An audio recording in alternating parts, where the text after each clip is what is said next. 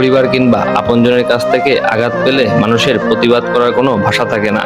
সবচেয়ে কাছের মানুষটা সে যখন তার ব্যবহার আচরণে বুঝিয়ে দেয় অনেকটা দূরে তার বসবাস, তখন সেখান থেকে নীরবে প্রস্থান করা ছাড়া আর কোনো কিছু করার থাকে না। জীবনের প্রতিটা সংগ্রামের পিছনে মুখ্য কারণ থাকে পরিবার এবং আপন মানুষগুলাকে ভালো রাখা। আর যাদের ভালো রাখতে গিয়ে উল্টো তাদের সাথে সম্পর্কের অবনতি ঘটে যায়, তখন এর চাইতে বাজে পরিস্থিতি আর হয় না। তারা যখন আপনার কাছ থেকে পাওয়া না পাওয়ার হিসাব কষতে যাবে, তখন আপনি নিজে যদি তাদের কাছ থেকে বিনিময়ে হিসাব কষতে যান, তখন তাদের কাছে আপনি হয়ে যাবেন দোষী। নিজের সর্বস্ব উজাড় করে দিয়েও তাদের মন পাবেন না।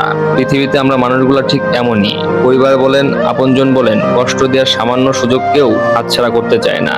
দিনের পর দিন মানসিক যন্ত্রণা, মানসিক চাপ সবকিছুই পাবেন, শুধু তাদের মন পাবেন না। এই যে যন্ত্রণা, এর কোনো শেষ আছে? এর কোনোই শেষ নেই। কোনো প্রতিবাদ করতে পারবেন না কখনোই। আপনি পুরো পৃথিবীর বিরুদ্ধে যুদ্ধ ঘোষণা করতে পারবেন, তবে পরিবার কিংবা আপনজনের বিরুদ্ধে কখনোই যুদ্ধ ঘোষণা করতে পারবেন না।